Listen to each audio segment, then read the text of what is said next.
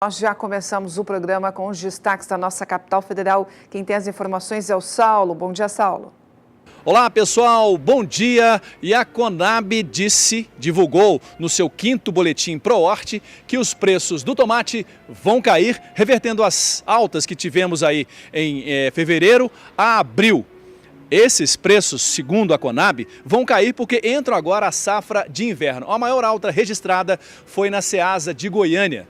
Os preços subiram lá quase 40%. É conferir então que a partir de maio e junho esses preços de tomates caem. E o Ministério da Agricultura lança na semana que vem a campanha nacional dos produtos orgânicos. A ideia é envolver todas as prefeituras do Brasil inteiro e os 27 governos estaduais para adquirirem produtos da agricultura familiar e também os produtos orgânicos para irem direto para a merenda escolar. Um mercado que envolve mais de R$1 bilhão. De Brasília, Saulo Lopes. A colheita do milho em Mato Grosso está adiantada em 3 regiões quando comparada ao mesmo período do ano passado. O Valdir Pacheco tem mais informações do assunto.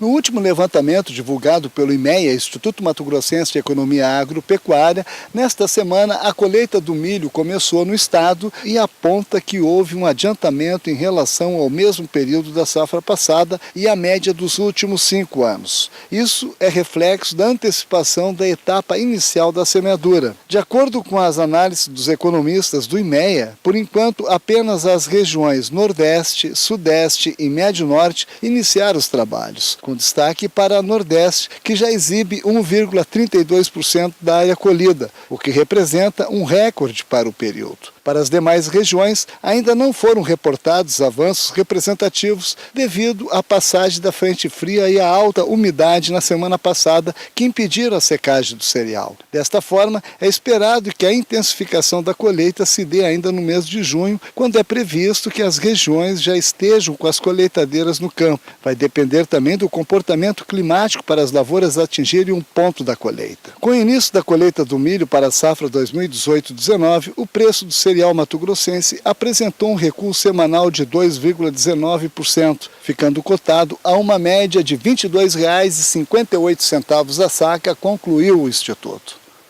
De Sinop, Mato Grosso, Valdir Pacheco. E o Fundecitrus divulgou recentemente os números da primeira estimativa para a safra de laranja 2019-2020 no cinturão citrícola de São Paulo e Minas Gerais. Quem traz as informações sobre este assunto para a gente é o repórter Gustavo D'Angelo.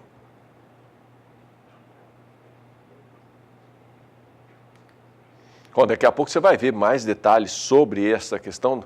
O Gustavo D'Angelo traz todas essas informações. Vamos ver agora um concurso leiteiro tradicional no Rio Grande do Sul que premiou neste último fim de semana os melhores criadores das raças Jersey e holandesa. Foram R$26 mil distribuídos entre os produtores que investem e buscam excelência na atividade. Quem traz as informações é a Annelise Nicolodi. Um banho de leite para consagrar os vencedores do concurso leiteiro da Feira Nacional do Trigo, que encerrou no final de semana em Cruz Alta, na região noroeste do Rio Grande do Sul, a maior bacia leiteira do estado. A tradição se repete em todas as edições, coroando o trabalho de criadores que investem em genética e colhem os frutos de uma atividade árdua, mas muito importante para a economia do estado e do país. Aqui é um lugar que eles vêm para expressar o pouco do que eles fazem no dia a dia dentro da propriedade, o investimento que eles fazem em genética, né? E é uma forma deles confraternizar e expor o seu trabalho, expor os seus rebanhos, né? E é gratificante para eles. Nessa edição, o primeiro lugar no concurso leiteiro da raça Jersey adulta e raça holandesa jovem foi para Alegrete. Marcírio Alves, da Fazenda Santo Isidro, que participou pela primeira vez da Fenatrigo, parece que estava adivinhando que iria levar o prêmio para casa. Eu, sinceramente, respeitando os outros concorrentes, eu espero ganhar, porque a gente está muito bem preparado para ganhar. Mas teve criador da região que fez o dever de casa. Seu Leopoldo ganhou o primeiro lugar da raça holandesa adulta e o primeiro lugar da raça Jersey jovem. No final da premiação, ainda comentou sobre a sensação de tomar o banho de leite. A sensação de tomar um banho de leite é aquilo que a gente fica 30 dias, às vezes, antes de vir para a feira aqui, tirando 3 ordens em casa, cansando, passando sono, vem aqui, fica 24 horas do lado da vaca, né? Esse é a alegria daquele sofrimento que a gente passa durante esses dias lá e até chegar aqui a esse ponto. É a alegria de tomar esse banho de leite. O Fundecitrus divulgou recentemente os números da primeira estimativa para a safra da laranja 2019-2020 no Cinturão Citrícola de São Paulo e também Minas Gerais. Quem tem as informações e mostra para a gente agora é o repórter Gustavo D'Angelo. De acordo com a primeira estimativa do Fundecitrus, a safra da laranja 2019-2020 do Cinturão Citrícola de São Paulo e Triângulo Sudoeste Mineiro deve ser de 388.890.000 caixas de 40 quilos e 800 gramas cada. O volume projetado é 36% acima da temporada anterior, de 285.980.000 caixas e 21% superior em relação à média dos últimos 10 anos. A recuperação da produtividade dos pomares foi desencadeada principalmente pelo clima favorável para a floração e pegamento dos frutos, ao contrário do observado na safra passada. De Araçatuba, São Paulo, Gustavo D'Angelo. Você já ouviu falar na técnica do Doppler? Além de uma informação precisa, essa técnica permite a antecipação do diagnóstico de gestação. Considerada uma ferramenta nova, já tem profissionais capacitando para utilizar a técnica. As informações sobre este assunto você vai ver no quadro Tecnologia e Produção com a repórter Kylie Rodrigues.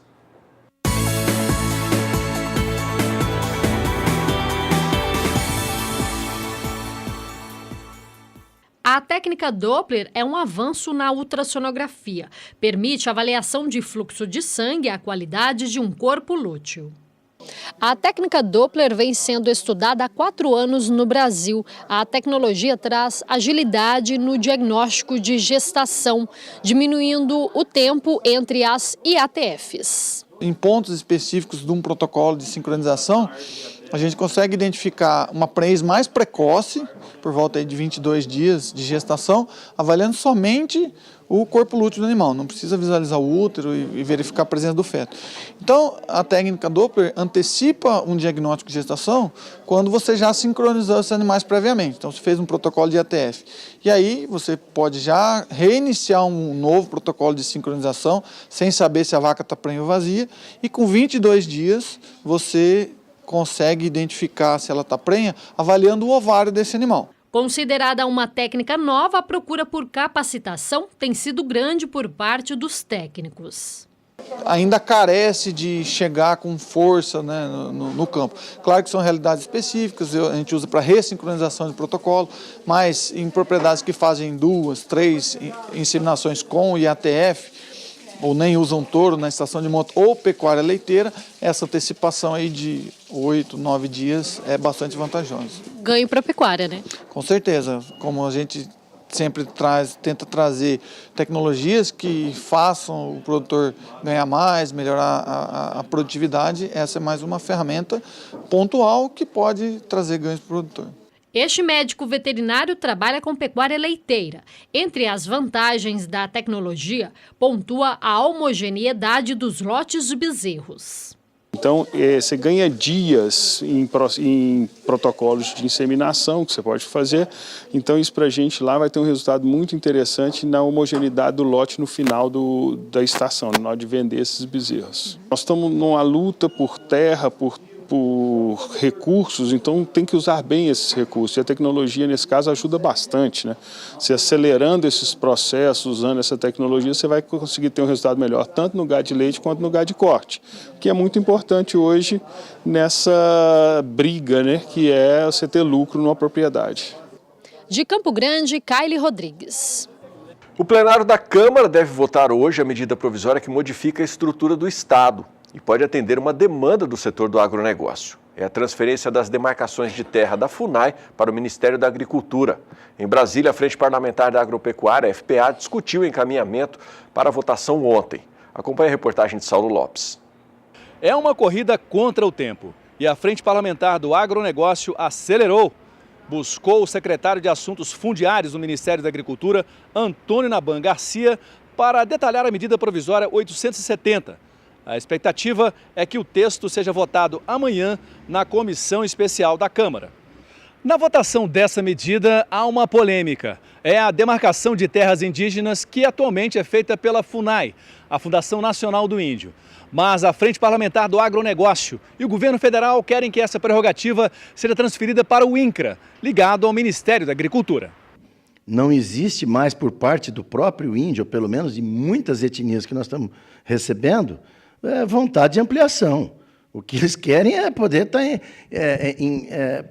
estar assim, participando do sistema produtivo, como é o exemplo hoje que já existe lá na Reserva dos Parecis, onde, num universo de 1.300.000 hectares de terras indígenas, eles já estão plantando lá em praticamente 15 mil hectares, plantando feijão, plantando soja, plantando algodão, enfim, estão produzindo e andando com as próprias pernas.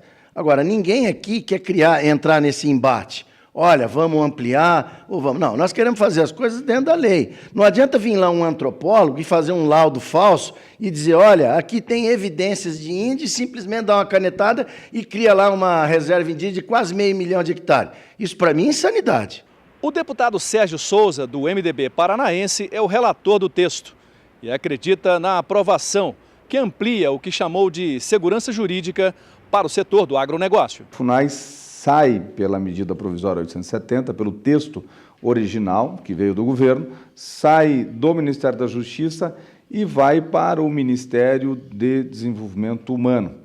No entanto, a parte de regularização fundiária vem para uma secretaria especial que o governo cria para tratar de toda a regularização fundiária no país, seja ela de quilombolas, seja ela de índios, seja ela de sem terras, ou seja, de reforma agrária, seja a regularização fundiária para quem não tem o título e tem a posse e pretende regularizar, e aí vai. É um único órgão governamental para tratar sobre a regularização territorial no Brasil. Ainda de acordo com o deputado Sérgio Souza, relator do texto, a transferência da demarcação de terras indígenas para o INCRA vai fazer com que haja menos ideologia e mais técnica nesse setor.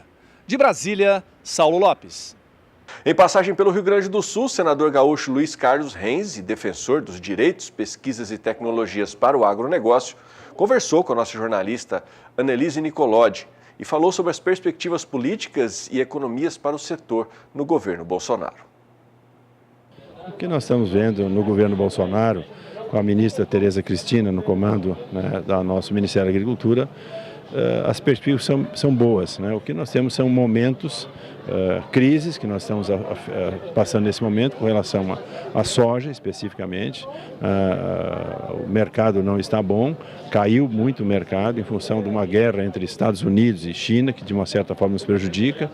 Alguns segmentos, como nós temos hoje, o arroz, que pega o Rio Grande do Sul e Santa Catarina, vive um péssimo momento, uma circunstância que não é deste governo, se arrasta há muito tempo. O leite também é uma situação que vive em dificuldade e alguns outros segmentos. Então, mas, no geral, as perspectivas são boas. O governo Bolsonaro está alinhado em cima de um programa de várias mudanças, em cima da liberdade de mercado que nós precisamos. E a gente está trabalhando para que o Brasil possa andar para frente. Um rumo com direção que o nosso presidente Bolsonaro está fazendo. Da mesma forma, o combate à corrupção foi muito importante. Nós já sentimos diferenças no Brasil, diferente do Brasil do Lula, da Dilma, do próprio Michel Temer, que nós temos hoje apenas em 4 meses e meio de governo, já sentimos totalmente uma mudança nesse processo. Então, muitas coisas positivas acontecendo no Brasil e trabalhando para que a livre iniciativa possa vingar nos princípios econômicos liberais que é o governo Jair Bolsonaro. Tem um assunto que preocupa muito os produtores, que é o passivo do Fundo Rural, né? O que o senhor tem a dizer sobre isso?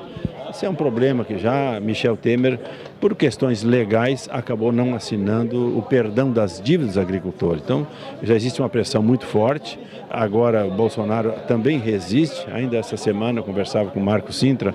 Marco Sintra hoje é o secretário da Receita Federal. Então, existe a pressão da própria ministra, pressão de parlamentares, pressão de órgãos ligados aos produtores rurais em cima dessa questão do fural. Ainda não tem uma definição e eu sei, nesse momento, muita gente está com problema de negativas. As negativas de quem não negociou essa dívida, isso é um passivo, é um problema que ainda persiste. E nós continuamos cobrando para ver se a gente consegue uma solução sobre esse assunto também. O senhor está na Feira Nacional do Trigo, esse é outro problema bastante importante, principalmente falando sobre essa questão da importação, né? O trigo, nós temos um problema, porque afinal o Mercosul nos prejudica. Nós temos batido muito nessa questão do Mercosul, porque afeta o trigo, afeta o arroz, são afetados, afeta a uva e o vinho, que são produzidos no Rio Grande do Sul, afeta o leite e também afeta a maçã. São culturas basicamente dos 3 estados do Sul. Quem são afetados? O Paraná, Santa Catarina e Rio Grande do Sul são os mais afetados, porque o trigo só se produz nesses 3 estados. O arroz basicamente se produz nesses 3 estados, a maçã e a uva nesses 3 estados. Então, de uma certa forma, o leite que é no Brasil inteiro, mas 40% do leite praticamente sai dos 3 estados do Sul. Então, nós sofremos muito a concorrência do Mercosul e o trigo é realmente um problema e temos buscado soluções, mas não está sendo fácil em função dessa problemática de falta de uma política que possa subsidiar o produtor, fazer com que ele possa ter renda em cima do seu negócio. O que falta para a gente ter isso? Nós não temos tido estímulo nos últimos anos. Eu estou em Brasília, 5 mandatos de deputado federal e agora no primeiro mandato como senador da República. Ao longo desses 20 anos que eu tenho lá, eu vi o Pratini fazer um trabalho focado no trigo, ministro, e também o ministro Stefanes, com quem nós conseguimos alinhar algumas políticas. Os demais ministros, praticamente ninguém focou nessa questão. Vamos cobrar para ver se a ministra Tereza agora possa, de uma certa forma, dar atenção. Pratini era do Rio Grande do Sul, o Stefanes era do Paraná, então ele sabia o que representava para o Paraná, como o Pratini sabia o que representava para o Rio Grande do Sul. E ali nós conseguimos políticas do Pratini era para ter quase a autossuficiência. Não conseguimos. O assunto vai, a gente junto com as nossas entidades, seja a nossa Farsul, seja a nossa FECOAGRO, né, seja a nossa Associação das Cerealistas, temos batido em cima dessa questão e a gente não consegue eco por parte dos governos. O levantamento da Secretaria de Agricultura e Abastecimento de São Paulo apontou que o valor da produção agropecuária dos produtos soja, café e milho aumentou de 2017 para 2018 no estado.